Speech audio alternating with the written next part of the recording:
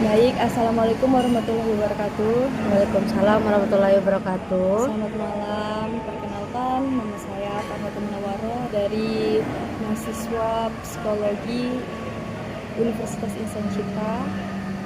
Di sini saya akan mewawancarai seorang narasumber saya, yakni dengan Ibu Nidia Nur Saada, SPSI.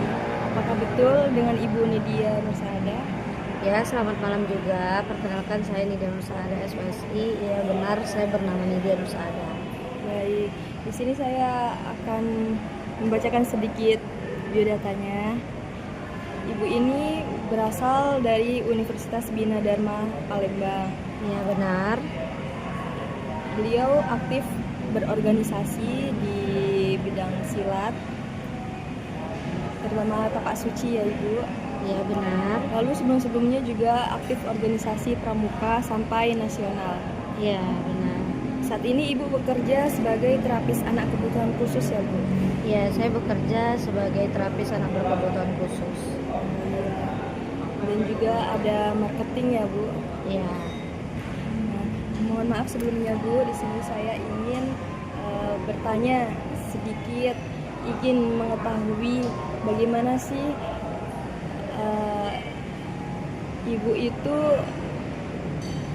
memotivasi diri agar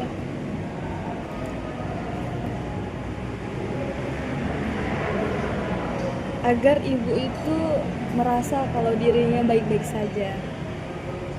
Baik, sebelumnya terima kasih kepada Kak Farha sudah memberikan saya kesempatan pada malam hari ini sebagai narasumber. Bagaimana sih saya memiliki motivasi untuk diri saya sendiri? Sebenarnya motivasi untuk diri saya sendiri itu ketika saya memasuki jurusan ini, karena saya menyukai dunia manusia ya. Dimana maksudnya menyukai dunia manusia adalah saya suka mencari tahu karakter-karakter atau lebih tepatnya saya itu suka dengan anak berkebutuhan khusus atau mencari tahu nih terkait permasalahan dari orang lain kayak gitu. Nah, maksudnya di sini itu juga adalah sebenarnya adalah latar belakangnya sih kenapa saya suka dunia psikolog, karena dulu pada zaman saya kecil sebenarnya seharusnya saya yang menjadi anak autis tersebut, karena dulu saya lahir tuh prematur, dimana saya didiagnosa sama dokter kalau nggak meninggal karena nggak tahan, kalau enggak ya saya hidup normal tapi dengan keadaan saya ABK seperti itu. Namun Tuhan berkehendak lain, saya menjadi orang yang normal. Nah, maka dari itu saya sangat mencintai jurusan saya sendiri, dan itu sebenarnya salah satu motivasi saya ya ketika ingin melanjutkan dunia psikolog seperti itu. Apalagi ketika semester 3 tuh saya masuk baru mengenal ya namanya SLB segala macam, bahkan sampai ke rumah sakit jiwa. Di situ sampai buat saya netesin air mata ya, kayak saya mikir gini, seharusnya saya loh yang di situ kayak gitu, seharusnya saya yang dulu didiagnosa sebagai anak berkebutuhan khusus, namun kehendak Tuhan malah saya sekarang yang menjadi seorang dokternya seperti itu. Walaupun saya baru S1, cuman itu sih sebenarnya menjadi motivasi besar saya, kayak wah seharusnya saya loh yang harusnya diobati, tapi sekarang saya bisa ngobatin orang seperti itu. Baik Bu, itu sangat bermotivasi ya Bu, karena dari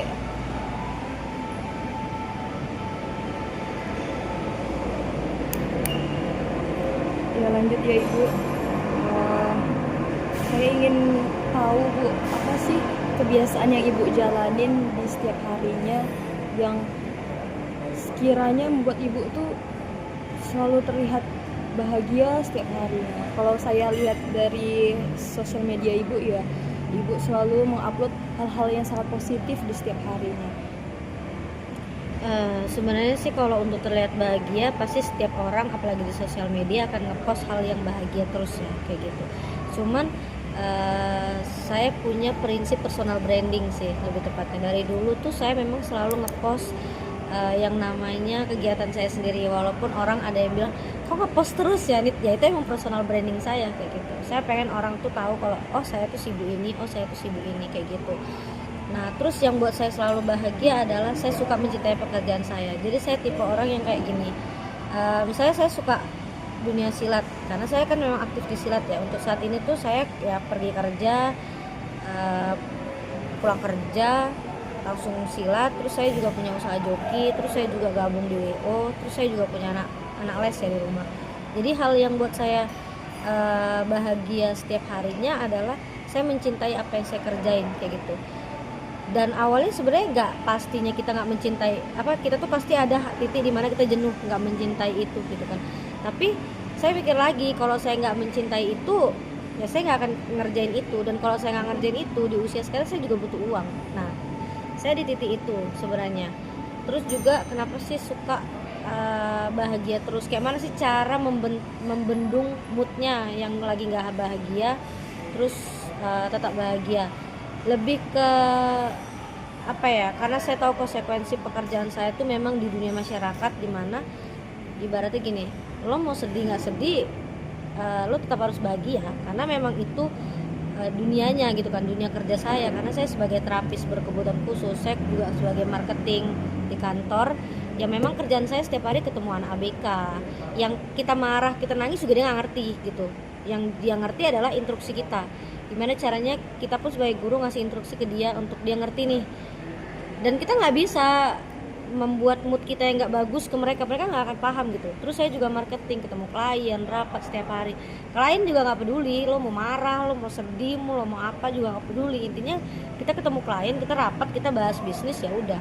Yang buat itu ya udah konsekuensi di kita, cintai dulu pekerjaannya, kita ketahui konsekuensinya apa, ya udah kayak gitu. Itu sih. Sangat luar biasa ya ibu, dengan kegiatan ibu yang sangat padat dari pagi ke pagi. Mungkin waktu tidur ibu sangat berkurang ya bu? Sebenarnya kalau waktu tidur tuh sangat berkurang tuh iya, karena kan pergi pagi tuh kadang, sebenarnya pekerjaan saya tuh di kantor tuh fleksibel ya. Misalnya tuh fleksibel adalah anak ada datangnya 10 sampai jam 3 sore misalnya. Ya udah saya standby di kantor tuh paling jam setengah 10, saya standby jam 3 pulang. Cuman yang buat padat tuh adalah ketika saya pulang tuh saya nggak langsung pulang, kadang ketemu tim WO gitu kan. Kadang saya juga ada, misalnya ada klien dari kantor dadakan mau tes IQ, atau misalnya ada yang mau konsul, ya udah berarti kan lanjut jamnya tuh ke tes IQ. Sedangkan satu kali tes IQ aja paling lambat tuh 1,5 jam, atau kalau anaknya lambat ya 2 jam gitu kan. Belum lagi kalau misalnya saya ada rapat lagi di tempat silat saya sebenarnya. Terus juga joki saya, lebih ke itu sih yang buat gak kontrol jam tidur gitu.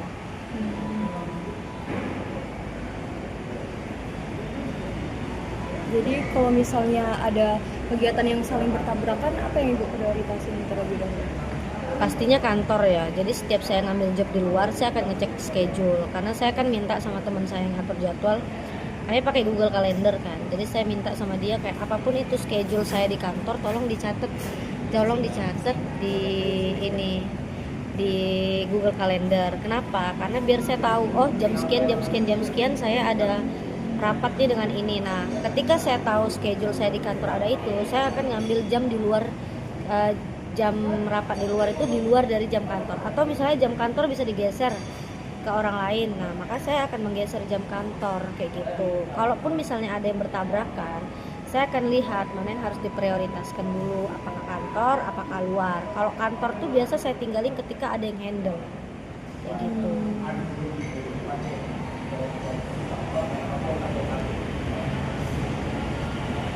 Bu, ini pertanyaan terakhir ya bu. Apa sih kunci yang ibu pegang teguh terhadap diri ibu yang bisa buat ibu bertahan sampai saat ini? Lebih ke ini sih, ya udah jalanin aja gitu. Karena kalau motivasi yang saya pegang pastinya saya bilang ke diri saya yang kayak tadi ya. Terus juga soal kerjaan saya bilang kayak ya udah cintai dulu pekerjaan. Jadi kalau misalnya kunci yang saya pegang saat ini adalah jalanin aja dulu. Karena posisi usia saya sekarang 24 itu yang dijalanin adalah kerjaan.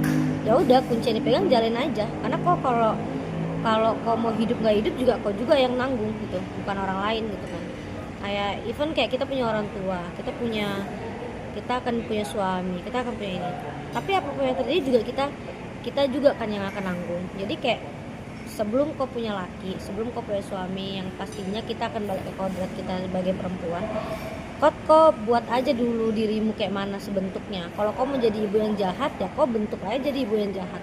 Kayak mana kau cara jadi dirimu yang jahat.